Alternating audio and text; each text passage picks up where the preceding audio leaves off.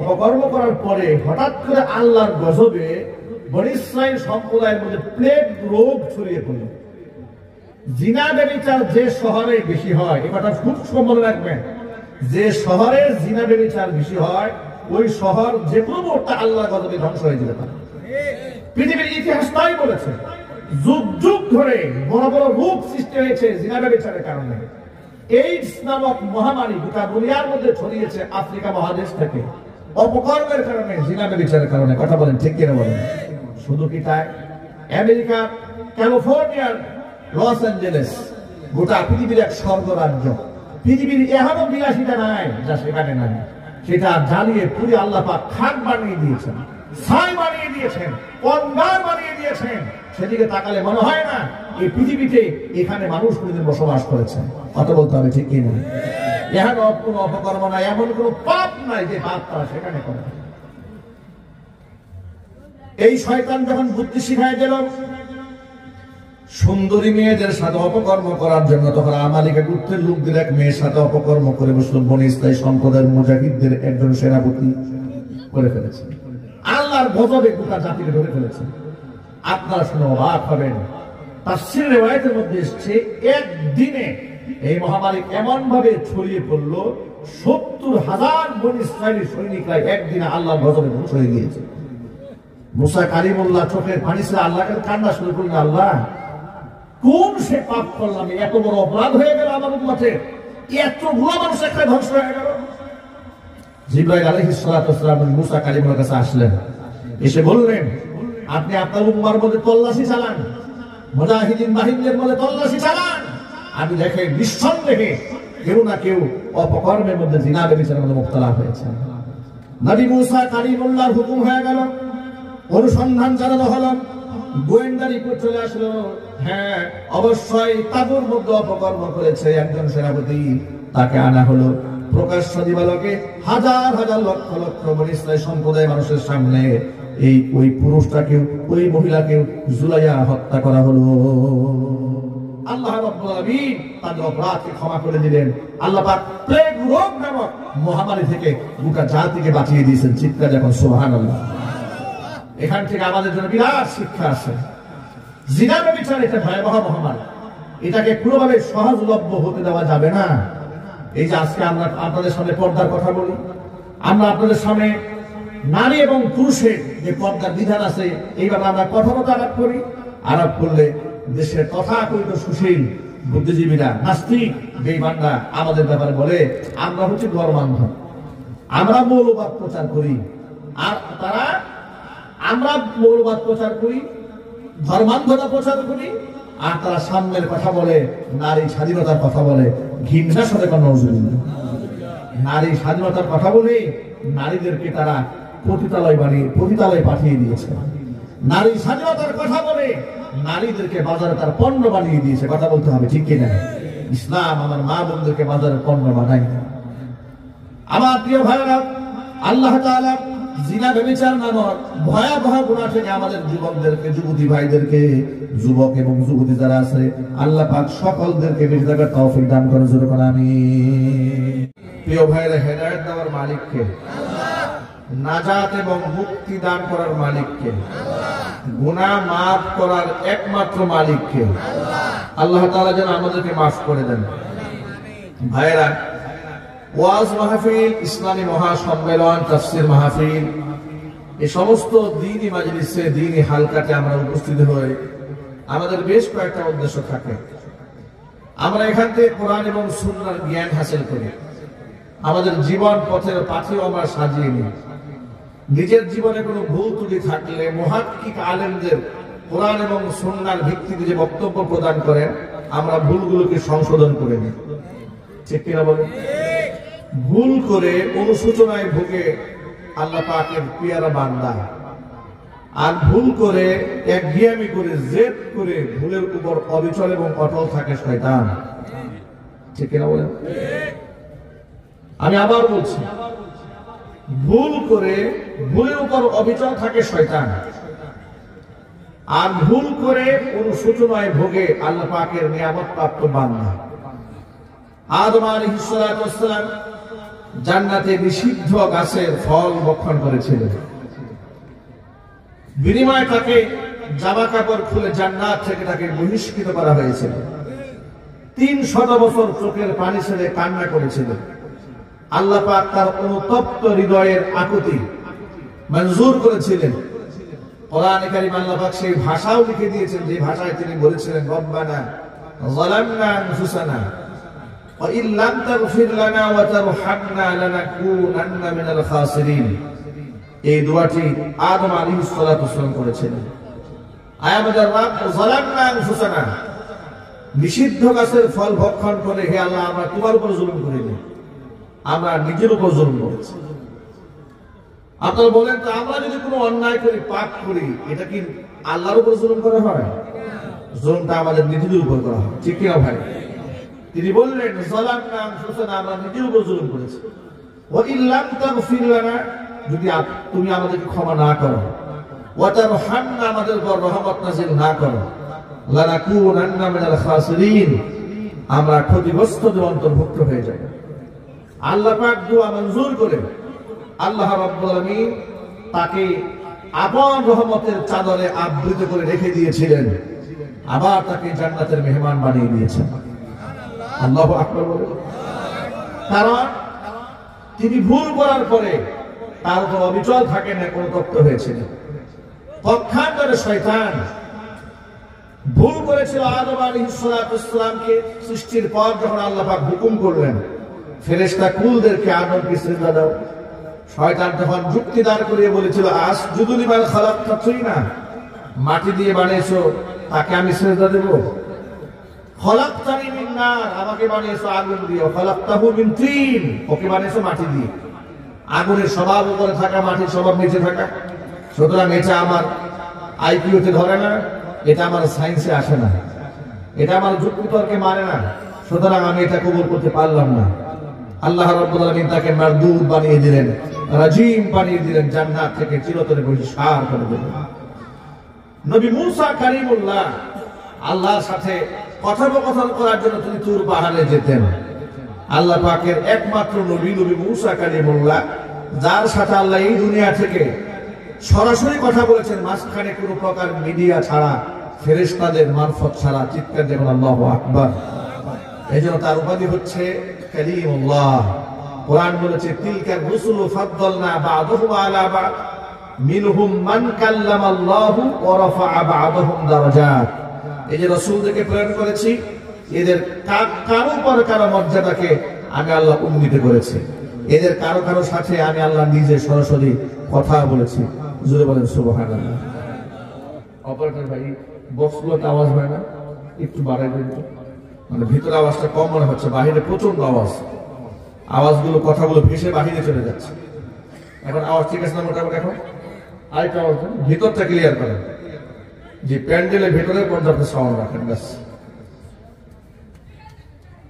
নবী মূসা কালিমুল্লাহ তুর পাহাড়ের উদ্দেশ্যে রওনা হলেন। পথিমধ্যে শয়তান এসে হাজির। ও আল্লাহর নবী মূসা, আপনি তো আল্লাহর সাথে কথোপকথন করতে যাচ্ছেন তুর পাহাড়ে? বলে, হ্যাঁ। আমার পক্ষ থেকে ছোট্ট একটা আরজি আপনি আল্লাহর কাছে পেশ করবেন। মূসা কালিমুল্লাহ বলল, কি আরজি আমাকে বলো। কে বলতেছে কথা? তাকে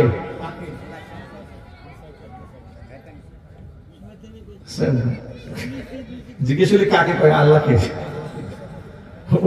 ও আজ বুঝতে হবে, বুঝে জবাব দেবে। মূসা আলাইহিস সালাতু ওয়াসসালাম দেখা কথা বলতে যাচ্ছেন কার সাথে? কোথায় যাচ্ছেন? তুর পাহাড়ে যাচ্ছেন। রাস্তায় দেখা হলো কার সাথে? শয়তানের সাথে। পয়েন্টগুলো মনে থাকবে। শয়তান বলল, আল্লাহর নবী মূসা, আপনি তো তুর পাহাড়ে যাচ্ছেন, রবের সাথে কথা বলবেন? বলে, হ্যাঁ।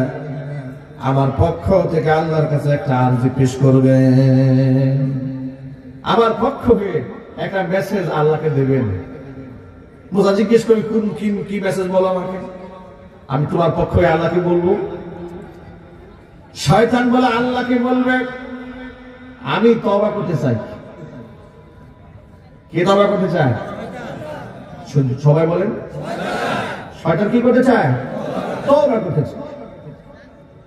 মুসা কালিমুল্লাহ বলেন ঠিক আছে, তুমি তওবা করতে চাও? বলে হ্যাঁ আমি তওবা করতে চাই, আমি এই পথ থেকে ফিরে আসতে চাই, আমি আল্লাহর রহমত নিতে চাই। আল্লাহ রাব্বুল আলামিনের সাথে কথোপকথন করলেন হযরত মুসা কালিমুল্লাহ। আল্লাহকে ডেকে বললেন, রব্বুল আলামিন, শয়তান তওবা করতে চায়, আপনার কাছে আবদার জানিয়েছেন, তার জন্য তওবার দরজা কি খোলা আছে নাকি? আল্লাহ রাব্বুল আলামিন যার কাছে বর্তমান ভবিষ্যৎ ফিউচার বলতে কোনো সময় লাগে না, তিনি সব জানেন। আল্লাহ রাব্বুল আলামিন বললেন, মুসা রে, অবশ্যই তার জন্য তওবার দরজা খোলা আছে, কিন্তু সে তো তওবা করবে না। না আল্লাহ, সে তো বলেছে তওবা করবে, তার জন্য তওবার দরজা খোলা আছে নাকি? বলে হ্যাঁ নিশ্চয়ই আছে, তওবার দরজা অবশ্যই খোলা আছে। তাকে গিয়া তুমি বলবা সে যেন আদম আলাইহিস সালাতু ওয়াস সালামের কবরে গিয়ে সিজদা দেয়, আদমের কবরে গিয়ে সিজদা দিয়ে সে যেন আমার কাছে মাফ চায়, আমি শয়তানকেও মাফ করে দেব। মুসা কালিমুল্লাহ আল্লাহর সাথে কথোপকথন শেষ করে আবার যখন তুর পাহাড় থেকে নেমে এলেন, পথিমধ্যে শয়তানের সাথে দেখা। শয়তান মুসা কালিমুল্লাহকে ডেকে বলছেন, আল্লাহর নবী মুসা, একটা আবেদন জানিয়েছিলাম, আবেদনটাকে আল্লাহর কাছে তুমি পেশ করেছিলে নাকি? বলে হ্যাঁ নিশ্চয়ই পেশ করেছিলাম। তো আল্লাহ কি বললেন? আল্লাহ বললেন, তোমার তওবা দরজা খোলা আছে। কিভাবে তওবা করতে হবে আমাকে? তোমার তওবার রাস্তা হচ্ছে যে আদমকে সিজদা না দেওয়ার কারণে আল্লাহ পাক তোমারে গোমরা বানিয়ে দিয়েছেন, ধ্বংস মাদরুদ বানিয়ে দিয়েছেন। আল্লাহ পাক বলেছেন, ওই আদমের কবরে গিয়ে তুমি যদি সিজদা দাও, আল্লাহর কাছে মাফ চাও, নিঃসন্দেহে আল্লাহ পাক তোমার মতো শয়তানকেও মাফ করে দিবে। শয়তান তখন জবাব দিয়ে বলে, জিন্দা আদমরে সিজদা দেই নাই, মরাটারে গিয়ে সিজদা দেব? এটা আরো পৌঁছে গেছে এখন। নাউজুবিল্লাহ বলেন, জিন্দারে সিজদা দেই নাই, মরাটাকে সিজদা দেব? এটা আমার দ্বারা সম্ভব নয়, এটা আমার একটা মান সম্মান আছে না? ভাইরা আমার, আল্লাহর সামনে দাঁড়িয়ে তারই অহম্মদ সে প্রদর্শন করেছে। আমি এই দুই ঘটনা আপনাদের সামনে উপস্থাপন করিয়ে শুধু এই কথাটা বোঝাতে চেয়েছি, আল্লাহর মাহবুব বান্দা যারা অন্যায় করে অনুশোচনায় ভোগে, আল্লাহর কাছে নিঃশর্ত ক্ষমা প্রার্থনা করে, আর যারা শয়তান হয় তারা কখনো অনুশোচনায় ভোগে না, বরং ইস্তিকামতের সাথে, দৃঢ়তার সাথে সে অন্যায়ের উপর অবিচল থাকে। আমরা এখানে যারা বসে আছি, আমরা কি শয়তানের অনুসারী হব? আলোচনা বলেন। দেখুন, আমাদের অঞ্চলে, আমাদের দেশে বিশেষ করে বেশিরভাগ মানুষের মন মানসিকতা এমন তৈরি হয়েছে যে আমার গ্রুপের, আমার তরিকার, আমার আদর্শের কোন হুজুর যা বলবে এটাই সঠিক। এর বাহিরে অন্য কেউ যদি কোরআন, হাদিস, ইজমা, কিয়াস, তাসাউফ, যুক্তি, তর্ক, দর্শন, বিজ্ঞান যত কিছু দিয়ে বলুক না কেন, ওটা আমি নেব না, ওটা আমি গ্রহণ করবো না, এই মানসিকতা আছে না? না।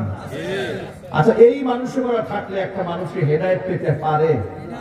আর চিৎকার দিয়ে বলে না, পেতে পারে না। মনে রাখবেন, আমি কিংবা আপনি কিংবা বর্তমান পৃথিবীর কোন একজন বড় হুজুর হক এবং হক্কানিয়াতের মানদণ্ড বহন করে না। ঠিক কিনা বলেন?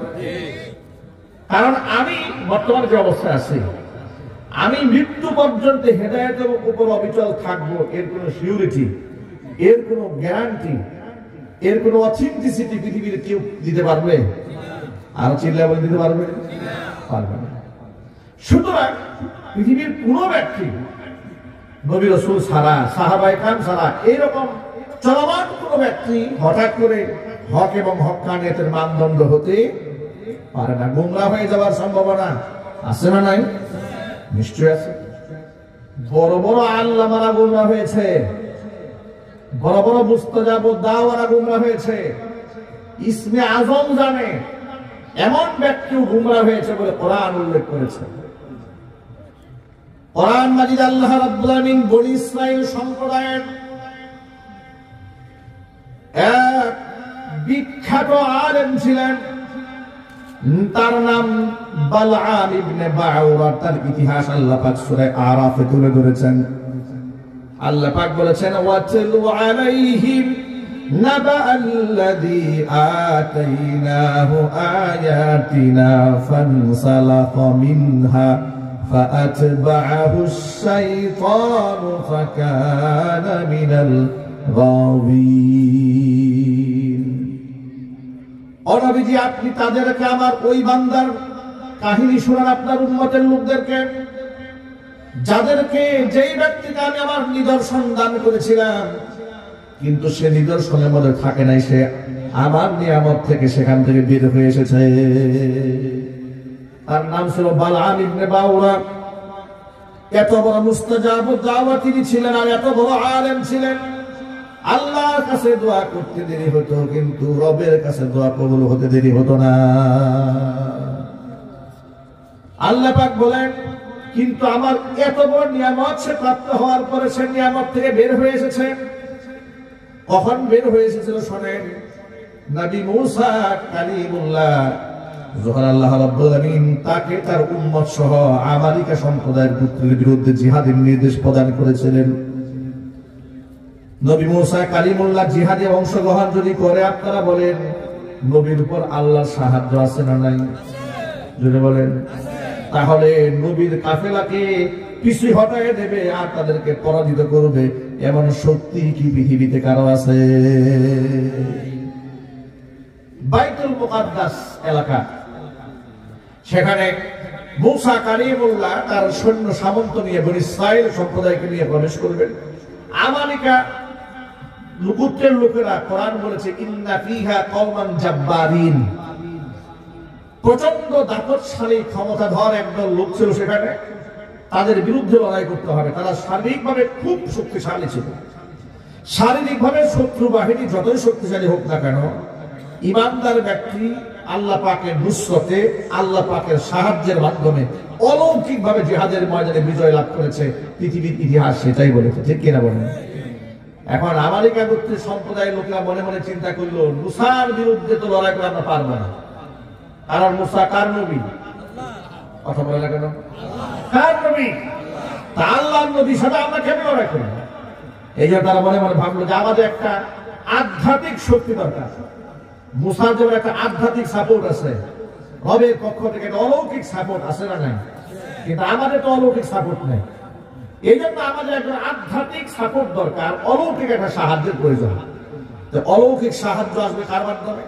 তারা চিন্তা ভাবনা করে দেখলো যে বনী ইসরাইলের একজন বড় আলিম আছে, সে ইসমে আজম জানা ব্যক্তি, এমন ব্যক্তি দোয়া করলেই কবুল হয়ে যায়। তাকে যদি আমরা কোনো মতে ছলে বলে কলে কৌশলে আমাদের পক্ষে আনতে পারি, আর আমাদের হইয়া সে যদি কোনো নবী মুসার বিরুদ্ধে বদদোয়া করে দেয়, তাহলে তো আমাদের বিজয় নিশ্চিত। এই জন্য তারা বালআম ইবনে বাউরার কাছে মোটা অঙ্কের স্বর্ণ অলংকার হাতিয়া নিয়ে হাজির হয়েছে। হাজির হয়ে বলছে, ও আল্লাহর প্রিয় বান্দা বালআম, আমরা আপনার কল্যাণকামী, আমরা আপনার হিতাকাঙ্ক্ষী, আপনার কাছে ছোট্ট একটা আবদার নিয়ে এসেছি। বালআম বলে, আবদারটা কি? আবদারটা হলো, আমাদের সাথে যখন নবী মুসা কালিমুল্লাহর বাহিনীর সাথে লড়াই শুরু হয়ে যাবে, তুমি পাহাড়ের উপর দাঁড়িয়ে শুধু একটা বার বলবা যে আল্লাহ মুসা বাহিনীকে ধ্বংস করে দাও, আমালিকা গোত্রের লোকদেরকে বিজয় দান করে দাও। বালআম বলে, পাগল হয়েছো নাকি তোমরা? আমি হইলাম আল্লাহর একটা সাধারণ বান্দা, আর মুসা হচ্ছে আল্লাহর নবী। আমি আদনা মানুষ হইয়া, যদিও আমার ইসমে আজম যারা আছে, দোয়া করলে আল্লাহ কবুল করে, তাই বলে কি আমি আমার রবের কাছে নবীর বিরুদ্ধে বদদোয়া করবো আর আল্লাহ সেই বদদোয়া নেবে? তুমি চিন্তা করা কিভাবে? আমি এই হাদিয়া তোহফা দিতে চাই না। টাকার কাছে তিনি দুর্বল হলেন না। আমালিকা গোত্রের বড় বড় সম্প্রদায়ের লোকের চিন্তা ভাবনা করলো, প্রত্যেকটা মানুষের তো কোনো না কোনো একটা দুর্বল জায়গা থাকে, ঠিক না ভাই? দুর্বল জায়গাটা খুঁজে বের করতে হবে, যে কোন জায়গায় কার কাছে গেলে বালআমকে বসে আনা যাবে, তাকে কবজায় আনা যাবে। খোঁজ খবর নিতে নিতে নিতে নিতে তারা দেখতে পেল যে বালআম একজন ব্যক্তির উপর খুব দুর্বল। সে আর কেউ নয়, তার নিজের ঘরের বউ, স্ত্রীর প্রতি সে খুবই দুর্বল। আর স্ত্রী প্রতি দুর্বলতা থাকা ভালো, এটা ভালো লক্ষণ। কি খারাপ লক্ষণ? ভালো লক্ষণ। বউকে ভালোবাসা এটা মহব্বতের লক্ষণ, এটা ইমানের লক্ষণ। যারা বউদেরকে ভালোবাসে না তারা গার্লফ্রেন্ডদেরকে ভালোবাসে, ঠিক কিনা বলেন? গার্লফ্রেন্ডদেরকে ভালোবাসা ফাসেকদের লক্ষণ, আর নিজের স্ত্রীকে ভালোবাসা এটা ইমানদারের লক্ষণ। আল্লাহ তাআলা আমাদের মা বোনদেরকে, স্ত্রীদেরকে অন্তর থেকে মহব্বত করার তৌফিক দান করেন। এলাকার লোকেরা খোঁজ খবর নীতি নীতি দুর্বল জায়গাটা খুঁজে পেয়েছে। এবার যে সমস্ত গহনা অলংকার গুলো বালামের সামনে নিয়ে বালামকে তারা রাজি করাতে পারে নাই, মোটা অঙ্কের স্বর্ণ অলংকার গহনা গুলা নিয়ে তারা স্ত্রীর দরবারে হাজির। বালামের স্ত্রীর কাছে এতগুলো স্বর্ণ দিয়েছে আর এতগুলো গহনা দিয়েছে। এগুলো দেখার পরে মহিলা মানুষ তো মুস্তাজাবুদ দাওয়া, তো বালামের বউ তো আর মুস্তাজাবুদ দাওয়া না। মুস্তাজাবুদ দাওয়া কিংবা ইসমে আজম জানা আছে বালাম ইবনে বাউরা, কিন্তু বউ তো আর এই সব ইসমে আজম জানা নাই। বউর সামনে যখন এতগুলো টাকা গিয়ে পড়ছে, ইমান শেষ, আকীদা শেষ, সব শেষ। আর আগে বলে আম্মা জান, আমরা আপনার কত ভালোবাসি দেখেন তো, আমরা তো আপনার কল্যাণকামী, আপনার ফ্যামিলির কল্যাণকামী, আপনার স্বামীর কল্যাণকামী, কিন্তু আপনার স্বামী এখন আসরবান্দা একটা দিনের জন্য আমাদের কথাটা মানতেছে না। আপনার কাছে অনুরোধ, এ সব হাদিয়া আপনার, আপনি যদি আরো চান আমরা আরো দেব, কিন্তু আমাদের একটা শর্ত মানতে হবে। সেই শর্তটা কি? একটা দিনের জন্য আমাদের উপরে একটু দোয়া করতে হবে। স্ত্রী এতগুলো হাদিয়া পাইয়া বলছে, এ নিয়ে আপনি কোনো টেনশন নেবেন না, আপনারা জান বাড়ি বালামকে কেমনে সাইজ করতে হয় এটা তো আমার জানা আছে। বালাম এবার রাত্রে বাড়িতে আসছে, বাড়িতে আসার পরে বউ একদম মুড অফ, আরেকদিকে তাকায় থাকে, কথা বলে না, বারবার হয়ে থাকে, বিছানায় শুতে গেছে, তার দিকে ফিরেও তাকাচ্ছে না। স্বামী মনে মনে বেশি চিন্তা করল, কি ব্যাপার, হঠাৎ করে আমার বউ আমার প্রতি নারাজ হলো কেন? বালাম জিজ্ঞেস করলো, কি ব্যাপার দিবি? আমি কি মনে আঘাত দিয়েছি? কোনো বলে না। কষ্ট দিয়েছি? বলে না। রাত কেন, গুসা কেন? দিদি বলে, তুমি কি আমার কল্যাণ চাও না? বলে নিশ্চয়ই চাই। আমাদের ফ্যামিলির কল্যাণ চাও না? অবশ্যই ফ্যামিলির কল্যাণ আমি চাই। যদি চেয়ে থাকো একটা দিনের জন্য ওদের কথা মানলে অসুবিধাটা কি?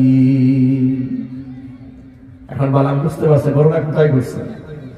বালাম বলল, তুমি কি জানো তারা কি আবদার করেছে? বলে, যে আবদারই করুক না কেন আপনি একটা দিনের জন্য মানতে হবে। আমি ওদের সাথে কথা দিয়েছি যে আমি আপনাকে রাজি করাব। বালাম বউয়ের সন্তুষ্টি কামনায় বলছে, আচ্ছা ঠিক আছে যাও, তুমি খুশি হবে? হ্যাঁ আমি খুশি। বউ স্বামীকে পটাই ফেলছে। আমি আপনাদেরকে খুব একটা গোপন কথা বলি, আমাদের বাংলাদেশে যখন আওয়ামী জাহিলিয়াতের শাসন ব্যবস্থা চলে, বাংলাদেশে এমপি মন্ত্রীরা, সরকারি বড় বড় আমলারা কত শত কোটি টাকার, হাজার কোটি টাকার একজনের মালিক হয়েছে, তার তো কোনো সীমা নাই। কি বলে? আমার কাছে একদিন এক লোক আসলেন, হুজুর অমুক মন্ত্রী আছে, চিনেন? বলে হ্যাঁ চিনি, নামটা বলবো না, আমি চিনি তাকে। বলে আপনি জানেন না হুজুর, তার বউর অ্যাকাউন্টে কারি কারি টাকা। আমি বললাম কেন? মন্ত্রী তো আর বউ না। হুজুর বউ মন্ত্রী না হলে কি হবে? মন্ত্রীর পাওয়ার হাউস হচ্ছে বউ। যত লোকেরা অন্যায় আবদার নিয়ে যায় সরাসরি মন্ত্রীর কাছে না গিয়া, যত হাদিয়া তুলবা যা আছে সব নিয়ে বউর কাছে দেয়। বউ বেচারা খুশি হয়ে রাতে জামাইরে ম্যানেজ করে, কাজ হয়ে যায়। এই জন্য সব ভাবির ফান্ডে জমা হয়। নাউজুবিল্লাহ বলে। আমি ওদের ওই গল্পটা যখন আমার মনে পড়ে, এই বালামের বউ কথা মনে পড়ে, যে বালামের বউকে লোকেরা যেভাবে বশ করেছে, এদেশের এমপি মন্ত্রীদের বউদেরকেও সেভাবেই তারা বশ করেছে। কথা বলতে হবে, ঠিক কিনা বলে? তো বালাম বউয়ের প্রস্তাবে রাজি হয়ে গেল, ঠিক আছে তুমি যেহেতু বলেছ আমি একটা দিনের জন্য এদের বিরুদ্ধে অবস্থান নেব। নাউজুবিল্লাহ বলে। সামান্য টাকার কাছে বালামের মতো এত বড় একজন আলেম, যাকে আল্লাহ ইসমে আজমের মতো দৌলত দান করেছিলেন, যাকে আল্লাহ তাআলা মুস্তাজাবুদ দাওয়া বানিয়েছিলেন, যাকে আল্লাহ বিশেষ নিয়ামত দিয়েছেন বলে আল্লাহ কোরআনে উল্লেখ করেছেন। সুবহানাল্লাহ। আল্লাহ পাক তাকে বিশেষ একটা ক্ষমতা দিয়েছিলেন, নিয়ামত দিয়েছিলেন, সেটা কোরআনে লেখা আছে না? আল্লাহ পাক বলছেন, ওয়াতলু আলাইহিম, আপনি তাদেরকে শোনান তেলাওয়াত করে, নাবা আল্লাযী, ওই ব্যক্তির ঘটনা, ওই ব্যক্তি আল্লাযী আতাইনাহু আয়াতিনা, যাকে আমি দিয়েছিলাম আমার নিয়ামত, ফানসালাখা মিনহা, সে সেখান থেকে বের হয়ে এসেছে। দেখেন, ইনসালাখা ইয়ানসালিখু ইনসিলাখান, এর শাব্দিক তরজমা হচ্ছে সাপ যে গা থেকে চামড়া খসাইয়া সলং বের করে না, এটাকে আরবিতে বলা হয় ইনসিলাখন। এখানে আল্লাহ ইনসিলাখ শব্দ ব্যবহার করলেন কেন? সাপ যখন তার গায়ের উপরের চামড়াটা পরিবর্তন করে তখন একটা নতুন রূপ ধারণ করে, ঠিক না? পুরাতন চামড়া ফেলে দিয়া একটা নতুন রূপ ধারণ করে। আল্লাহ তাআলা বালামের ব্যাপারে ঠিক এই শব্দ উল্লেখ করেছেন। বালাম আগের যে স্রোতে ছিল, সামান্য দুনিয়ার মোহে পড়ে পরকাল ভুলে গিয়ে, আমার আযাবকে ভুলে গিয়ে সে সাপ সলং চেঞ্জ করে যেমন নতুন বডিতে দাঁড়ায়, বালাম নতুন চেহারা নিয়ে আমার সামনে দাঁড়িয়েছে। ফাআতবাহু শাইতান, শয়তান তার পিছু দিয়েছে। ফাকানা মিনাল গাবিন, সে বিভ্রান্তদের অন্তর্ভুক্ত হয়েছে। ওয়ালাউ শিইনা, আল্লাহ এরপরে বলছেন, ওয়ালাউ শিইনা লারাফা'নাহু বিহা ওয়ালাকিন্নাহু আখলাদা ইলাল আরদি ওয়াত্তাবা'a হাওয়াহু ফামাসালুহু কামাসালিল কালবি ইন তাহমিল আলাইহি ইয়ালহাস আও তাতরুকুহু ইয়ালহাস ফাকসুসিল কাসাস। আল্লাহ রাব্বুল আলামিন বলছেন, আমি যদি আমার এই বান্দাকে চাইতাম আরো অনেক উপরে উঠায় নিয়ে আসতে পারতাম মর্যাদা দিয়া, কিন্তু সে তো আমার কথা শুনে নাই। ওয়ালাকিন্নাহু আখলাদা ইলাল আরদি, সে জমিনের লোভে পড়েছে, দুনিয়ার মোহে পড়ে গিয়েছে। ওয়ালাকিন্নাহু আখলাদা ইলাল আরদি ওয়াত্তাবা হাওয়াহু, সেই ব্যক্তি নিজের নফসের পূজা করেছে। ফামাসালুহু কামাসালিল কালবি, তাকে আমি কুকুরের মতো বানিয়ে দিয়েছিলাম। যদি বলেন নাউজুবিল্লাহ। ঘটনা কি ঘটলো?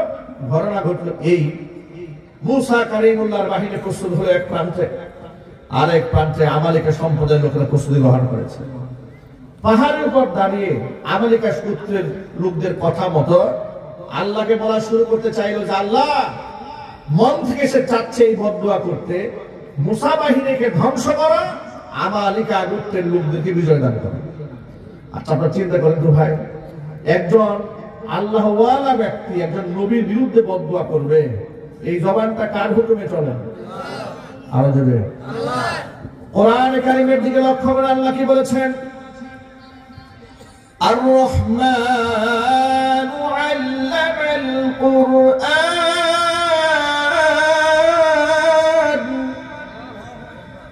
খালাকাল ইনসান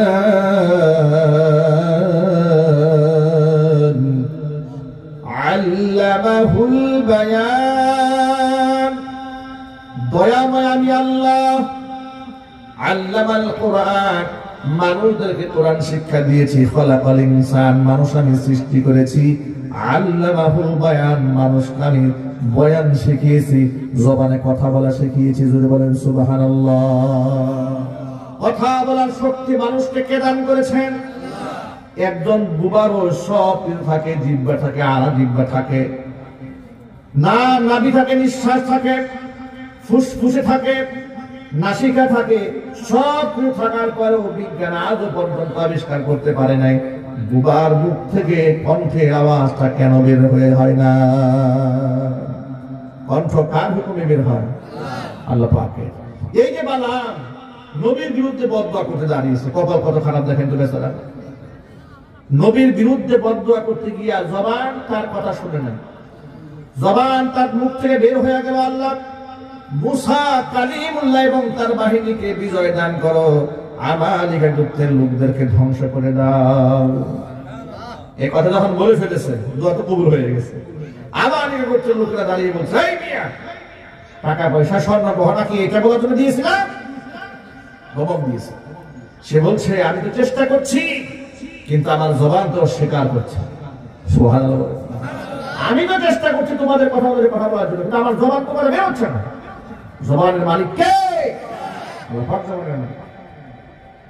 আবার চেষ্টা করলো দ্বিতীয়বার। দ্বিতীয়বার আল্লাহ পাকের এটা ছিল সংকেত, জবান থেকে আমার নবীর বিরুদ্ধে বদদুয়া বের হচ্ছে না, এটা আল্লাহ পাকের পক্ষ থেকে কি সংকেত, বেটা সোজা হয়ে যায়, এখনো সময় আছে, ফিরে আসো বালাম। ফিরে আসে নাই, দ্বিতীয়বার চেষ্টা করেছে। আবার দ্বিতীয়বার মুখ থেকে বের হয়েছে, আল্লাহ মুসা কালিমুল্লাহকে বিজয় দান করো, আমালিকা গোত্রের লোকদেরকে ধ্বংস করো। দ্বিতীয়বার। তৃতীয়বার আবার চেষ্টা করতেছে, কারণ ওরা বারবার চাপ দিচ্ছে, তোমাকে টাকা পয়সা দিয়েছে এগুলো বলার জন্য নাকি, তাড়াতাড়ি আমাদের পক্ষে দোয়া করো, মুসা বিজয় দোয়া করো। তৃতীয়বার যখন সে চেষ্টা করতে গেছে, তখন আল্লাহ রাব্বুল আলামিন তার উপর গজব নাযিল করছে। এই জিহ্বাটা মুখ থেকে জোরে নাভি পর্যন্ত চলে আসছে। কোরআন বলছে ফামাসালুহু কামাসালিল কালব, এর দৃষ্টান্ত হয়েছে কুকুরের ন্যায়, ইন তাহমিল আলাইহি ইয়ালহাস আও তাতরুকুহু ইয়ালহাস।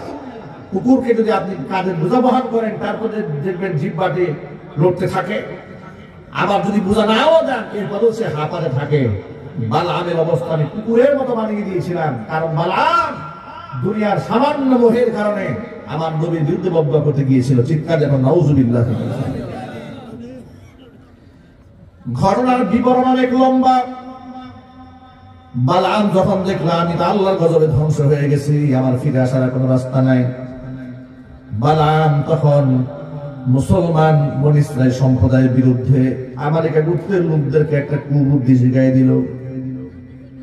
বালআম আমালিকা গোত্রের লোকদেরকে ডেকে বুদ্ধি শিখাই দিল, শোনো, তোমরা নবী মুসা কালিমুল্লাহর বাহিনীর সাথে জীবনেও লড়াই করে পারবে না, কারণ তারা আল্লাহর সাহায্য নিয়ে চলে, আল্লাহর রহমত নিয়ে চলে। যদি আল্লাহর এই সমস্ত বান্দাদের সাথে যদি তোমাদের সংগ্রাম করে লড়াই করে জিততে হয়, তাহলে একটা কাজ করতে হবে। বলে কি কাজ করতে হবে?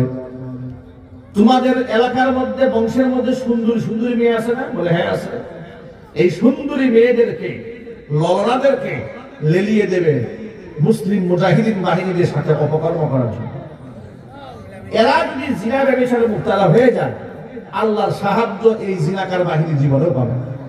দেখছেন কুবুদ্ধি কাকে বলে?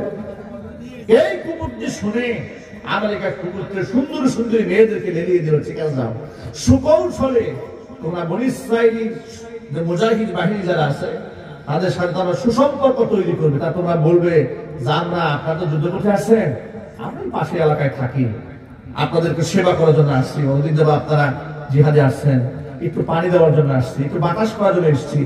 এক এক বলে নানাভাবে ছলে বলে কলে কৌশলে এদের মধ্যে প্রবেশ করেছে। প্রবেশ করার পরে এদেরই একজন সেনাপতি, ওই মুজাহিদ বাহিনী এক সেনাপতির সাথে তাঁবুর মধ্যে সে অপকর্ম করেছে। ঘৃণা শুনে বলে নাউজুবিল্লাহ।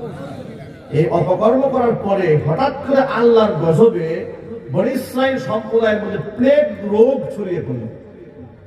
জিনা ব্যভিচার যে শহরে বেশি হয়, এ কথা খুব মনে রাখবেন, যে শহরে জিনা ব্যভিচার বেশি হয় ওই শহর যে কোনো মুহূর্তে আল্লাহর গজবে ধ্বংস হয়ে যেতে পারে। পৃথিবীর ইতিহাস তাই বলেছে, যুগ যুগ ধরে বড় বড় রোগ সৃষ্টি হয়েছে জিনা ব্যভিচারের কারণে। এইডস নামক মহামারী গোটা দুনিয়ার মধ্যে ছড়িয়েছে আফ্রিকা মহাদেশ থেকে, অপকর্মের কারণে, জিনা ব্যভিচারের কারণে। কথা বলেন ঠিক কিনা বলেন? শুধু কি তাই? আমেরিকা ক্যালিফোর্নিয়ার লস অ্যাঞ্জেলেস গোটা পৃথিবীর এক স্বর্গরাজ্য। পৃথিবীর এখনো বিলাসিতা নাই যা সেখানে নাই, সেটা জ্বালিয়ে পুড়ে আল্লাহ পাক খাক বানিয়ে দিয়েছেন, ছাই বানিয়ে দিয়েছেন, অন্ধকার বানিয়ে দিয়েছেন। সেদিকে তাকালে মনে হয় না এই পৃথিবীতে এখানে মানুষ কোনদিন বসবাস করেছে। কথা বলতে হবে ঠিক কিনা?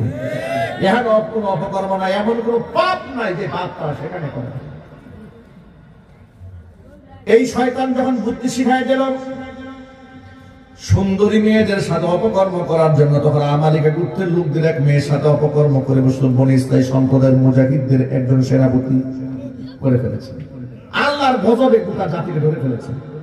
আপনারা শুনে অবাক হবেন, তাফসীর রিওয়ায়াতের মধ্যে এসেছে একদিনে এই মহামারী এমন ভাবে ছড়িয়ে পড়ল ৭০,০০০ বনী ইসরাইলি সৈনিকরা একদিনে আল্লাহর গজবে ধ্বংস হয়ে গিয়েছে।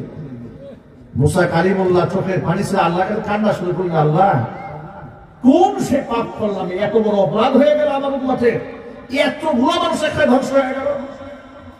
জিবরাইল আলাইহিস সালাতু ওয়াস সালাম মুসা কালিমুল্লাহর কাছে আসলেন, এসে বললেন, আপনি আপনার উম্মার মধ্যে তল্লাশি চালান, মুজাহিদিন বাহিনীর মধ্যে তল্লাশি চালান, আমি দেখে নিঃসন্দেহে কেউ না কেউ অপকর্মের মধ্যে জিনা ব্যভিচারের মধ্যে মুবতলা হয়েছে। নবী মুসা কালিমুল্লাহর হুকুম হয়ে গেল, অনুসন্ধান চালানো হলো, গোয়েন্দা রিপোর্ট চলে আসলো, হ্যাঁ অবশ্যই তাবুর মধ্যে অপকর্ম করেছে একজন সেনাপতি। তাকে আনা হলো প্রকাশ্য দিবালোকে, হাজার হাজার লক্ষ লক্ষ বনী ইসরাইল সম্প্রদায় মানুষের সামনে ওই পুরুষটাকেও ওই মহিলাকেও জুলাইয়া হত্যা করা হলো।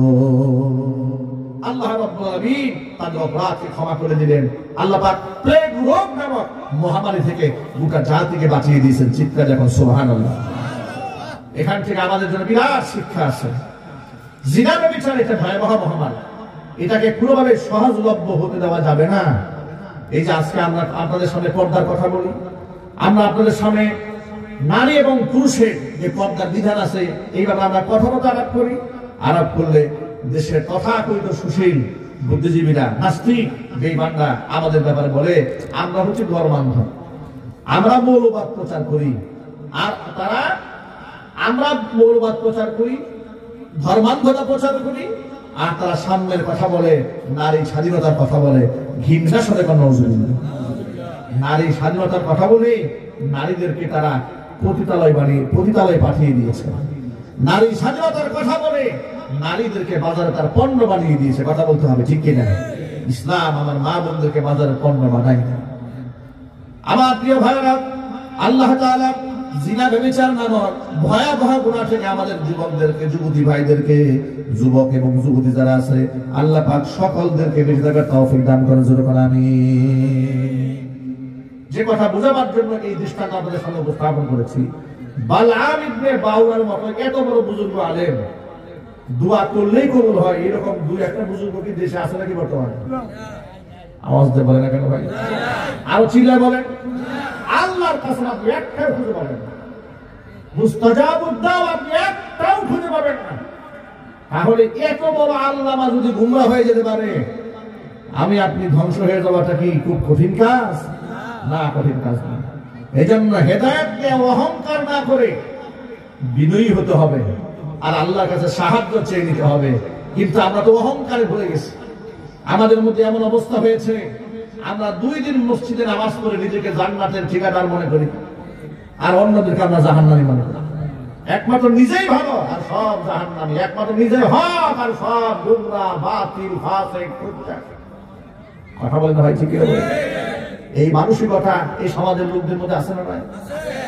আল্লাহর কাছে সবসময় দোয়া করতে হবে, আল্লাহ রব্বানা লা তুযিগ কুলুবানা বা'দা ইদ হাদাইতানা ওয়া হাব লানা মিন লাদুনকা রাহমাতান ইন্নাকা আনতাল ওয়াহ্হাব। আল্লাহ তাআলা লা তুযিগ কুলুবানা, আমাদের অন্তরটাকে বক্র বানায় দিও না, বা'দা ইদ হাদাইতানা, হেদায়েত দিয়ে দেওয়ার পরে, ইন্নাকা আনতাল ওয়াহ্হাব, নিঃসন্দেহে তুমি পরম দাতা। জোরে বলেন সুবহানাল্লাহ। আমার প্রিয় ভাইরা, এক বাক্যে জবাব দিয়ে বলতে হবে, হেদায়েত দেওয়ার মালিক কে? আল্লাহ। সুতরাং হেদায়েত থেকে যে কোনো সময় পা পিছলে যেতে পারে, এই চিন্তা করলে হবে না আমার দলের কিনা, আমার তরিকার কিনা, আমার চিন্তা চেতনার সাথে যায় কিনা, তাহলে কার কথা মানবো। বিষয়টি এমন না হয়ে যদি এভাবে বলতেন, আমি দেখবো আমার সামনে কোরআন আছে, সুন্নাহ আছে, সাহাবায়ে কেরামের জিন্দেগি আছে। কোরআন সুন্নাহ হচ্ছে সত্যের মাপকাঠি, ওরা সাহাবায়ে কেরামের জিন্দেগি সত্যের মাপকাঠি। কোরআন সুন্নাহ আমার কাছে কষ্টি পাথর, আমি কোরআন সুন্নাহ দিয়ে বিবেচনা করব। আমি কোন পীর দিয়ে বিবেচনা করব না, কোন দরবেশ দিয়ে বিবেচনা করব না, কোন বাবাকে দিয়ে বিবেচনা করব না। আমি বিবেচনা করব আল্লাহ, আল্লাহ রাসূলের বক্তব্য দিয়ে। কথা বলতে হবে, ঠিক কিনা? সুন্নাহর মানদণ্ডে যে ব্যক্তি টিকে যাবে সেটাই হকের পথ। সুন্নাহর মানদণ্ডে যে টিকতে পারবে না, আল্লাহর কসম, দেখতে যত সুন্দরী হোক না কেন, সেটা হকের পথ হতে পারে না, সেটা জাহান্নামের পথ। ১৫০০ বছর আগে আল্লাহ নবী রাহমাতুল লিল আলামিন ঘোষণা করলেন, তাফাররাকাত বানু ইসরাঈল আলা ৭২ মিল্লাহ। বনী ইসরাঈল সম্প্রদায়ের লোকেরা ৭২টা দলে বিভক্ত হয়ে গিয়েছে। ৭২ দলে বনী ইসরাঈল সম্প্রদায়ের লোকেরা ভাগ হয়ে গিয়েছিল। ওয়াসাতাফতারিকু উম্মতি আলা 73 মিল্লাহ, আমি মুহাম্মদ সাল্লাল্লাহু আলাইহি ওয়াসাল্লামের উম্মতেরা 73টা দলে ভাগ হয়ে যাবে। কয়টা দলে? জোরে বলেন। কুল্লুহুম ফিন্নার, সবগুলো জাহান্নামে যাবে। ইল্লা মিল্লাতান ওয়াহিদা, একটি মাত্র দল শুধু জান্নাতে যাবে। সাহাবায়ে কেরাম জিজ্ঞেস করলেন, ফিলা মা হিয়া ইয়া রাসূলুল্লাহ, যে দলটি জান্নাতে যাবে তার পরিচয় দেন। এই পরিচয় দিতে গিয়ে নবী করিম সাল্লাল্লাহু আলাইহি ওয়াসাল্লাম এই কথা বলেন নাই, যারা উঁচা টুপি পরে ওরা জান্নাতি, কিংবা যারা নিচু পরে ওরা জান্নাতি, যারা পাঁচ কুল্লি ওরা জান্নাতি, যারা মাজার বানায় ওরা জান্নাতি, যারা মাজার বানায় না ওরা জান্নাতি। এই ধরনের পুরো ক্লাসিফিকেশন করেন। এমন সুন্দর একটা জবাব দিয়েছেন যে জবাবের মধ্যে আপনি নিজেকে আয়নায় দাঁড় করায় মিলাবেন যে আমি কি সেখানে আছে কিনা। হুজুর বললেন, মা আনা আলাইহি ওয়া আসহাবি, যে আদর্শের উপরে আমি নবীজি নিজে আছি, যে আকীদার উপরে আছি, যে বিশ্বাসের উপরে আছি, যে আমলের উপরে আছে, যে তরিকার উপরে আমি রাসূল আছি, হাত্তা কি ও আসহাবি, আমার সাহাবীরা যে আদর্শের উপরে আছে, আমি নবী এবং আমার সাহাবীরা যে আদর্শে আছে, ওই আদর্শিক কাতারটাই জান্নাতীদের কাতার। সুবহানাল্লাহ, তো আসতে বললেন। আমরা কি সে আদর্শিক কাতারে শামিল হতে চাই না? ইনশাআল্লাহ। আরো জোরে বলেন। মনে রাখবেন, কিয়ামতের দিন আল্লাহর নবী যদি আমার থেকে মুখ ফিরিয়ে নেন, আল্লাহর হাবিব রাহমাতুল লিল আলামিন যদি আমার থেকে মুখ ফিরিয়ে নেন, কপালে এমন আগুন লাগবে, আগুন নেভাবার কাউকে খুঁজে পাওয়া যাবে না। আল্লাহর হাবিবের শাফাআতের প্রয়োজন আছে। হুজুরের শাফাআত ছাড়া কেউ জান্নাতে যেতে পারবে না। আল্লাহর হাবিবের হুজুরে পাক সাল্লাল্লাহু আলাইহি ওয়াসাল্লামের হাতে হাউজে কাউসার পান না করলে ওই ব্যক্তিও জান্নাতি হবে না। আল্লাহর নবী সাল্লাল্লাহু আলাইহি ওয়াসাল্লামের সামনে হাউজে কাউসার পান করাবার জন্য লক্ষ কোটি কোটি উম্মতেরা হাজির হয়ে যাবে। হাজির হওয়ার সময় আল্লাহর নবী সাল্লাল্লাহু আলাইহি ওয়াসাল্লাম বলেছেন, আমার সামনে আসমানের নক্ষত্র সমতুল্য এত অধিক সংখ্যক পেয়ালা দেওয়া হবে। এক একটা পেয়ালা দিয়ে আমি এক একজন উম্মতকে পানি পান করাবো। এক পর্যায়ে অজস্র মানুষকে পানি পান করাবার পর আমার সামনে কিছু লোকেরা পানি পান করতে আসবে, ওদেরকে পানি পান করার জন্য আমি রেডি হয়ে যাব। এমন সময় ফেরেশতা এসে বলবেন, হুজুর এদেরকে পানি পান করাবেন না, পানি পান করাবেন না। নবীজি বলেন, কেন পান করাবো না? এরা তো আমারই উম্মত। ফেরেশতারা বলবেন, এরা আপনার উম্মত ঠিক আছে, কিন্তু আপনার ইন্তিকালের পরে এরা আপনার ধর্মের মধ্যে বিকৃতি সাধন করে দিয়েছিল। ধর্মকে আপনি যেভাবে দুনিয়াতে রেখে গেছিলেন, ওরা ধর্মকে সেভাবে পালন করে নাই, মন গড়া পালন করেছে। আল্লাহর নবী সাল্লাল্লাহু আলাইহি সাল্লাম তখন বলবেন, সুহকান সুহকান লিমান গায়রা মিন বাদি, আমার ইন্তিকালের পরে আমার ধর্মের মধ্যে যারা বিকৃতি সাধন করেছিল, মানে বেদাত তৈরি করেছিল, আমার চোখের সামনে থেকে দূর হয়ে যা। এর মানে বেদাতীদেরকে আল্লাহর নবী নিজের চোখের সামনে থেকে দূরে সরাই দিবেন, হাউজে কাউসার পান করাবেন না। জোরে জোরে বলেন নাউযুবিল্লাহ। এজন্য বুখারী শরীফের হাদিসের মধ্যে এসেছে, আল্লাহর নবী দু জাহানের বাদশা, ইমামুল মুরসালিন রাহমাতুল লিল আলামিন, খাতামুল আম্বিয়া, নবীনা মুহাম্মদ রাসূলুল্লাহ সাল্লাল্লাহু আলাইহি ওয়াসাল্লাম বলেছেন, ইয়াকুম ওয়া মুহদাসাতিল উমুর ফাইন্না কুল্লা মুহদাসাতিন বিদআ ওয়া কুল্লা বিদআতিন দালালা ওয়া কুল্লা দালালাতিন ফিন্নার, আও কামা ক্বালা আলাইহিস সালাতু ওয়াস সালাম। নবীজি বলেছেন, ধর্মের নামে নব আবিষ্কৃত যত কিছু আছে সবগুলো তোমরা পরিহার করবে। সাবধান, মনে রেখো, প্রত্যেকটা নব আবিষ্কৃত ধর্মের নামে যা আছে প্রত্যেকটাই বেদাত, প্রত্যেকটা বেদাতি গুমরাহি, আর প্রত্যেকটা গুমরাহি তা মানুষকে জাহান্নামে নিয়ে যাবে। আমরা কি জাহান্নামে যেতে চাই? জোরে বলেন। আচ্ছা, সুন্নাত থাকতে আমার বেদাত নেওয়ার দরকার থাকে, ঠিক না বলেন? বেদাত মানে হচ্ছে ধর্মে যা নাই সেটা নেওয়া। ধর্মে যেটা আছে ওইটাই কি আমি সব নিতে পেরেছি? বুঝতে কষ্ট হচ্ছে ভাই। ধর্মে যতটুকু আছে অতটুকু পরিপূর্ণ নেওয়া শেষ আমার। তো আমার ধর্মে যা আছে আমি তো সেটাই নিতে পারি না। আমার যেটা নাই নতুন করে সংযোজনের প্রয়োজন থাকবে। সুতরাং মাথায় রাখতে হবে, আমার নবী সাল্লাল্লাহু আলাইহি ওয়াসাল্লাম আমাকে যা শিখিয়েছেন এর থেকে আমি একটু অ্যাডভান্স হওয়ার সুযোগ নাই। আবেগের নাম ইসলাম নয়, আবেগ দিয়ে ইসলাম চলে না, ইসলাম তো কোরআন এবং সুন্নাহ নিয়ে। ঠিক কিনা বলেন? রাসূলের জিন্দেগি ইসলাম, কোরআনের আদর্শ ইসলাম। আমার মন গড়া কথা ইসলাম নয়। আমার আবেগ দিয়ে লাভ দিয়ে আমি এই যে চান্দি সিলাই ফেলবো, কাজ হবে না। লাভ দিয়ে ঢিল দিয়ে মাইক ফেলাই দেবো, এই এসকের নাম ইসলাম নয়। লাফালাফি করে কুদাকুদি করে ইষ্ট ভেঙে ফেলবো, এটার নাম ইসলাম নয়। ইসলাম কোরআন সুন্নাহর নাম, কথা বলতে হবে। ঠিক কিনা বলেন? আজকে ইসলামের নামে কত কিছু হচ্ছে, কত ভণ্ডামি হচ্ছে, ঠিক না ভাই? এখান থেকে বেঁচে থাকা দরকার আছে না? আমাদের দরকার আছে। রাসূলের সুন্নাহটাকে দাগ দিয়ে কামড়ায় ধরে। আল্লাহ নবী বলেছেন, তারাকতু ফীকুম আমরাইন লান তাদিল্লু মা তামাসসাকতুম বিহিমা কিতাবাল্লাহি ওয়া সুন্নাত রাসূলিহি।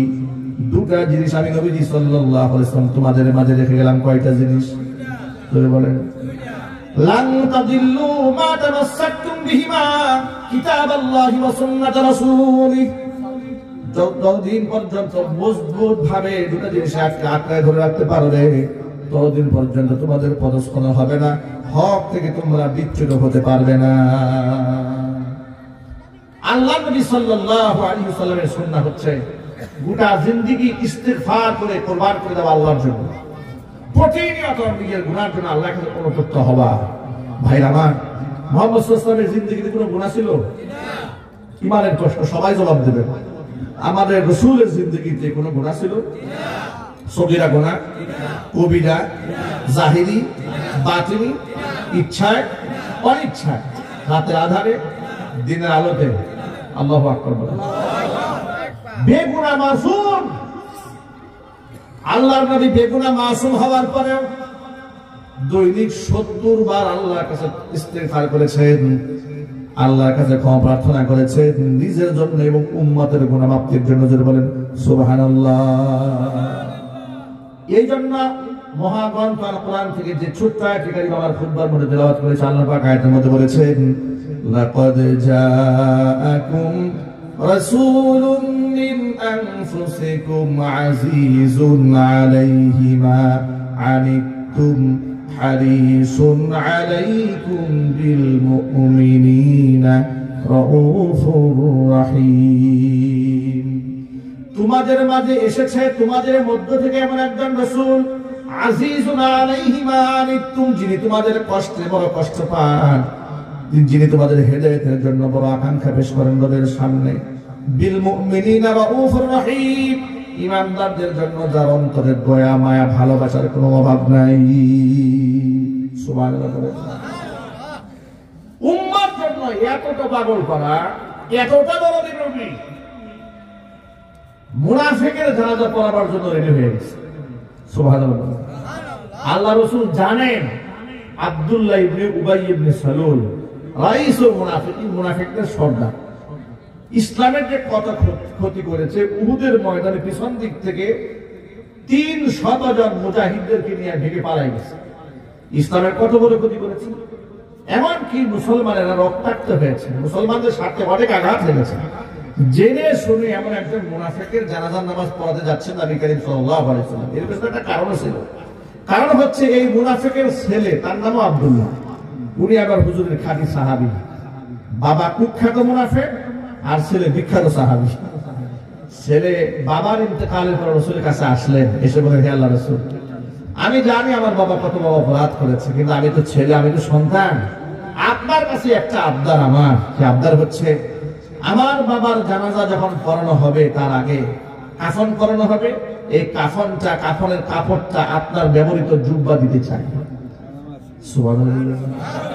হুজুর, আমি তো আপনার সাহাবী, আপনার কাছে আমার আবদার, আপনার ব্যবহৃত জুব্বাটা দেবেন আমার পিতার, এটাই হবে কাফনের কাপড়। হুজুর বলে অসুবিধা নিয়ে যান, দিয়ে দিলেন কাফনের কাপড়। আপনার জানালেন, হে আল্লাহর রাসূল, আপনি আমার পিতার জানাজার নামাজ পড়াবেন। হুজুর রাজি হয়ে গেলেন। শুধু তাই নয়, আমার পিতাকে কবরে মাদফুন করার সময় আপনার মুখ থেকে লালা মুবারক আমার বাবার মুখের মধ্যে লাগাই দেবেন। আল্লাহ নবী জেনে শুনে এমন একটা মুনাফিকের জানাজার পর্যন্ত প্রস্তুত হয়ে গেলেন। হাত থেকে প্রস্তুত হয়ে জানাজার দিকে যাচ্ছেন, এমন সময় ওমর ইবনে খাত্তাব রাদিয়াল্লাহু তাআলা পিছন দিক থেকে জামা টান দিয়ে ধরছেন। ও আল্লাহর নবী, আপনি কোথায় যান? কার জানাজা পড়তে যান? এত বড় কাট্টা মুনাফিক, যার ব্যাপারে আল্লাহ তাআলা আপনাকে বারণ করেছেন। নবীজি বলেন, আল্লাহ আমাকে বারণ করেন নাই, বরং আল্লাহ আমার ইখতিয়ার দিয়েছেন। আল্লাহ আমাকে ইখতিয়ার দিয়েছেন। আল্লাহ কোরআনে বলেছেন, ইস্তাগফির লাহুম আও তাস্তাগফির লাহুম ইন তাস্তাগফির লাহুম 70 মাররাতান ফালান ইয়াগফিরাল্লাহু লাহুম ওয়াল্লাহু লা ইয়াহদিল কওমাল ফাসিকিন। আল্লাহ পাক সূরা তাওবার মধ্যে বললেন, ও নবীজি, আপনি এই সমস্ত মুনাফিকদের জন্য দোয়া করেন কিংবা নাই করেন, কোনো লাভ হবে না। এদের জন্য আপনি ক্ষমা প্রার্থনা করেন আর ক্ষমা প্রার্থনা নাই করেন, কোনো ফায়দা হবে না মুনাফিকদের জন্য। ইন তাস্তাগফির লাহুম 70 মাররাতান, এদের জন্য যদি আপনি 70 বার আমার কাছে ক্ষমা প্রার্থনা করেন, কুশ্চিন কালে আমি আল্লাহ এদেরকে ক্ষমা করে দেব না। আল্লাহু লা ইয়াহদিল কওমাল ফাসিকিন, ফাসিকদের আমি হেদায়েত দান করি না। নবী সাল্লাল্লাহু আলাইহি ওয়াসাল্লাম বলে, আয়াতের মধ্যে তো আল্লাহ মানে একবারও নিষেধ করে নাই। আল্লাহ বলেছেন ক্ষমা চাইলেও আল্লাহ ক্ষমা করবে না, 70 বার চাইলে ক্ষমা করবে না। আমি প্রয়োজনে আল্লাহর কাছে এর জন্য 70 বারের সাথে বেশি ক্ষমা চাবো। সুবহানাল্লাহ, বাড়িকে বলবেন। আপনার আন্দাজ করতে পারেন, আমি মনে মনে ভাবি, সুবহানাল্লাহ, আমাদের নবীর মনটা কতটা উদার ছিল, কতটা প্রশস্ত ছিল। পৃথিবীর কোনো মানুষের সাথে কি তার তুলনা চলে? না, চলে না।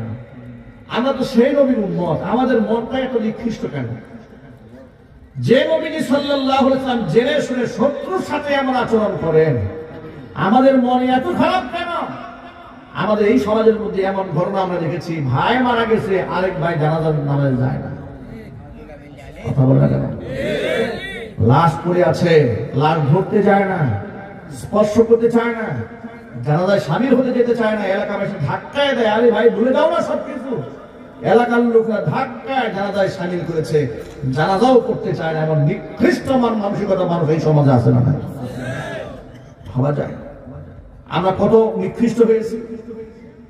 আল্লাহ রাসূল সাল্লাল্লাহু আলাইহি ওয়াসাল্লাম এমন কুখ্যাত মুনাফিক জানাজা পড়ার জন্য প্রস্তুতি গ্রহণ করতেছেন, অথচ আমাদের মনের মধ্যে কি পরিমাণ হিংসা বিদ্বেষ।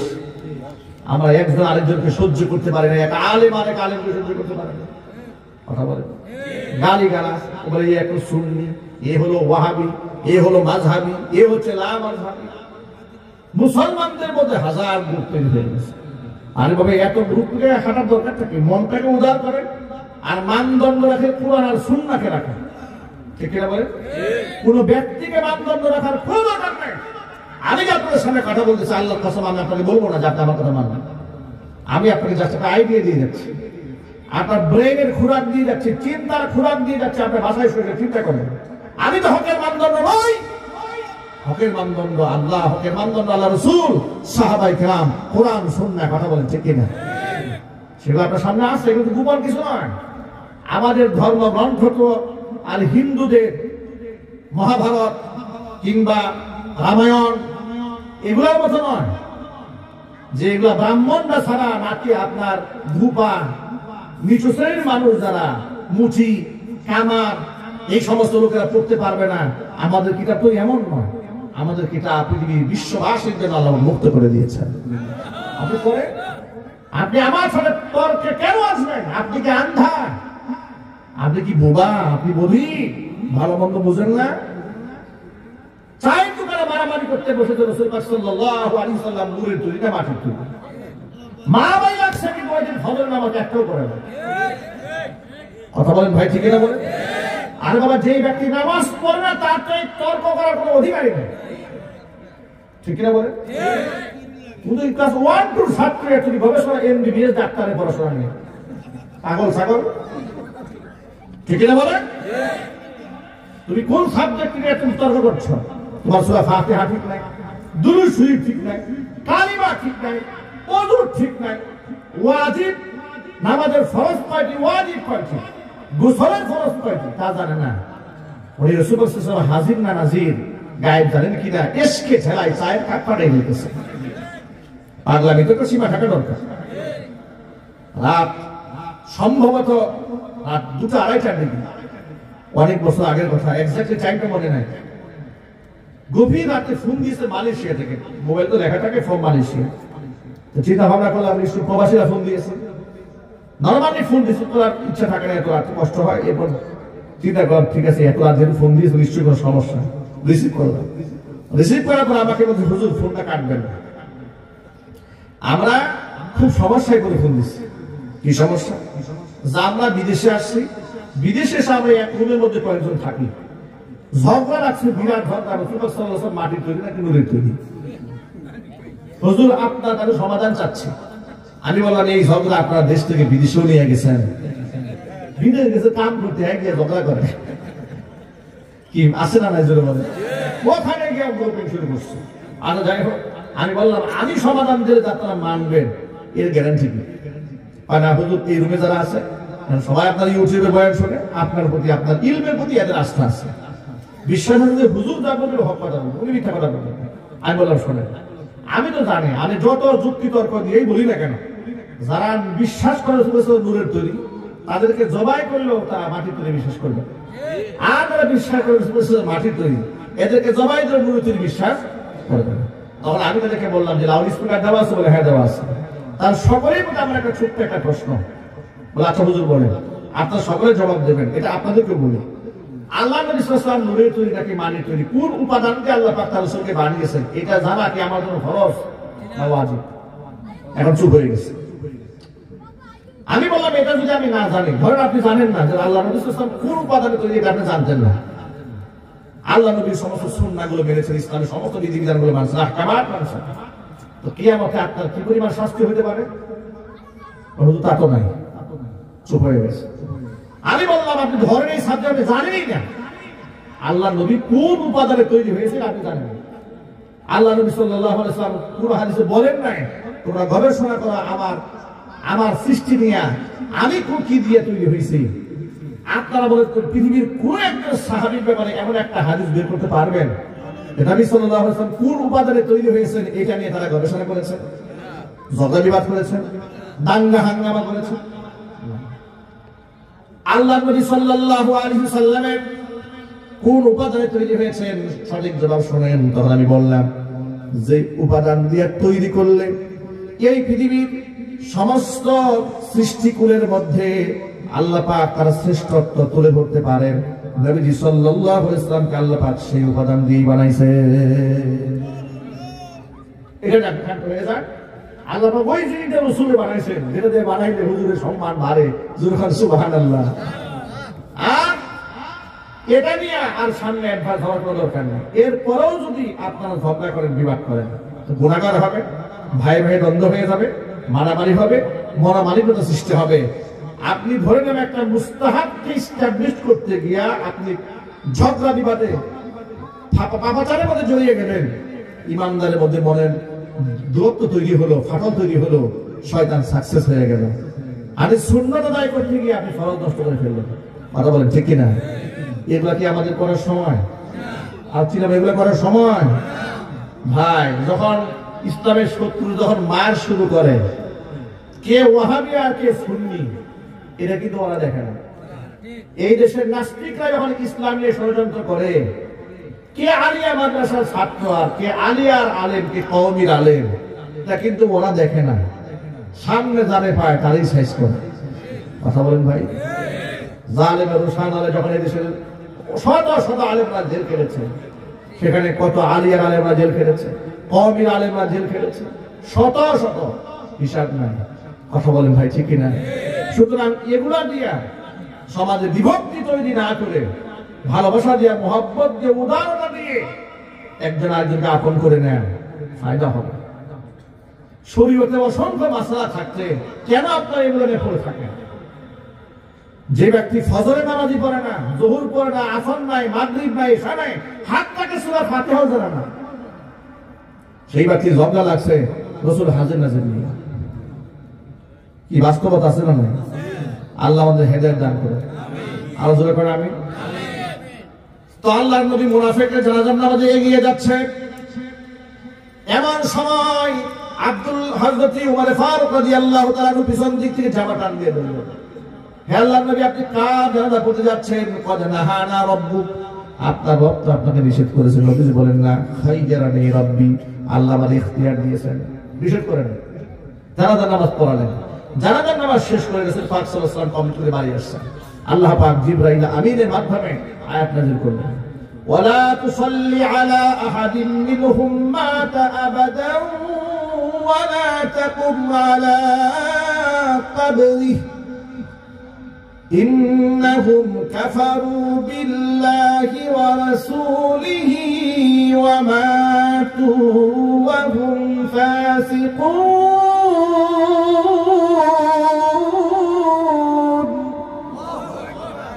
আল্লাহ পাক বলেন, আমার হাবিব মুনাফিকদের যদি কেউ মারা যায়, আজকের পর থেকে কোশ্চিন কাল আপনি ওদের জানাজার নামাজ পড়াবেন না। ওদের জন্য দোয়া করার জন্য আপনি ওদের গুরুস্থানে গিয়েও দাঁড়াবেন না, ওদের কবরস্থানে, মুনাফিকদের কবরস্থানে আপনি দাঁড়াবেন না, এদের জন্য আপনি দোয়াও করবেন না। ইন্নাহুম কাফারু বিল্লাহি ওয়া রাসূলিহি, তারা মূলত অস্বীকার করেছে আমি আল্লাহকে, অস্বীকার করেছে আমার রাসূলকে। ওয়া মাতু ওয়া হুম ফাসিকুন, পাপিষ্ঠ অবস্থায় দুনিয়া থেকে বিদায় হয়ে গেছে। সুতরাং এদের জানাজার নামাজ আপনি পড়াবেন না। ভাইরা আমার, যদিও মুনাফিকরা বাহ্যিক দৃষ্টিতে মুসলমানদের সাথে মিশে থাকে, কিন্তু আত্মিক ভাবে এরা মুসলমানদের কেউ নয়। সুতরাং আল্লাহ রাব্বুল আলামিন মুনাফিকদের জানাজার নামাজ পড়তে বারণ করে দিয়েছিলেন। নবী করিম সাল্লাল্লাহু আলাইহি ওয়াসাল্লাম পাহাড়িয়া গিরিপথ দিয়ে মদিনাতে ফিরে আসতেছেন জিহাদ থেকে। এমন সময় মুনাফিকদের একদল কাফেলা মুহাম্মদ সাল্লাল্লাহু আলাইহি ওয়াসাল্লাম ঝাঁপিয়ে পড়েছে হত্যা করার জন্য। নাউজুবিল্লাহ বলেন। আল্লাহ নবী সাল্লাল্লাহু আলাইহি ওয়াসাল্লামের সামনে ছিলেন একজন সাহাবী, নাম হচ্ছে আম্মার ইবনে ইয়াসির রাদিয়াল্লাহু তাআলা আনহু। পিছনে একজন সাহাবী ছিলেন, তার নাম হচ্ছে হুযায়ফা ইবনে ইয়ামান রাদিয়াল্লাহু তাআলা। আম্মার ইবনে ইয়াসির রাসূলের উটে রশি ধরে টানতেছিলেন, হুযায়ফা ইবনে ইয়ামান পিছন দিকে উট হাঁটাচ্ছিলেন। পিছন দিকে অতর্কিত 12 জন মুনাফিকরা মিলে মুহাম্মদ সাল্লাল্লাহু আলাইহি ওয়াসাল্লামকে আঘাত করল। এমন সময় আল্লাহ নবী হুযায়ফা ইবনে ইয়ামানকে প্রটেস্ট করার জন্য হুকুম করলেন। হুযায়ফা ইবনে ইয়ামান ঢাল দিয়ে ওদের সমস্ত যে উটের উপর সওয়ার হয়ে আসতেছিল, ঘোড়ার উপর সওয়ার হয়ে আসতেছিল, প্রত্যেকটা উট এবং ঘোড়ার মুখের মধ্যে ঢাল দিয়ে আঘাত করতেছিলেন। আর এই আঘাত এমন মারাত্মকভাবে যে আঘাত করতেছিলেন, তার আঘাতের অবস্থা দেখে মুনাফিকরা ভয় পেয়ে পিছন দিতে পালায় যায়। আল্লাহ নবী সাল্লাল্লাহু আলাইহি ওয়াসাল্লাম এই 12 জন মুনাফিকের নামের তালিকা হুযায়ফা ইবনে ইয়ামান রাদিয়াল্লাহু তাআলা আনহুকে গোপনে দিয়েছিলেন এবং বলেছিলেন এদের কথা যেন পাবলিকলি প্রচার না করা হয়। এই জন্য হুযায়ফা ইবনে ইয়ামানকে বলা হয় সাহিবু সিররি রাসূলিল্লাহ সাল্লাল্লাহু আলাইহি ওয়াসাল্লাম।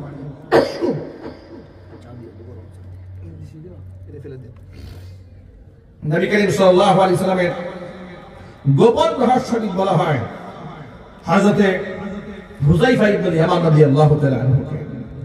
হুযায়ফা ইবনে ইয়ামান রাদিয়াল্লাহু তাআলা আনহু ইয়ামানতকে রক্ষা করেছিলেন। প্রিয় ভাইরা, আমি কথা বলতে গেলে আরো অনেক কথা রয়েছে। আমি যে মেসেজটা আপনাদের সামনে দিতে চাই সেই মেসেজটা হলো এই: ইমানদার বান্দারা ভুল করলে, অনুশোচনায় ভোগে, অনুতপ্ত হয়ে আল্লাহর কাছে ক্ষমা প্রার্থনা করে। আর শয়তান এবং তার অনুসারীরা গুনাহ করে ভুলের উপর অবিচল থাকে, অটল থাকে। আমরা কি ভুলের উপর অবিচল থাকবো? যদি বলেন, আমরা কি গুনার উপর অবিচল থাকবো? যদি আমাদের আমল নামায় কোনো ত্রুটি থেকে থাকে, বিচ্যুতি থেকেই থাকে, আমার বাপ দাদা কি করেছে এটা আমার দেখার টাইম নেই। কোরআন সুন্নায় যা আছে সেটাই মানতে হবে। কথা ঠিক কিনা? ওয়াদা করেন, দু হাত তোলেন, হাত তোলেন। এই কথার উপর আপনারা অবিচল থাকতে পারবেন তো ইনশাআল্লাহ? আল্লাহ রাব্বুল আলামিন আমাদের সকলকে অবিচল থাকার তৌফিক দান করেন। সকলে জোরে করে আমিন।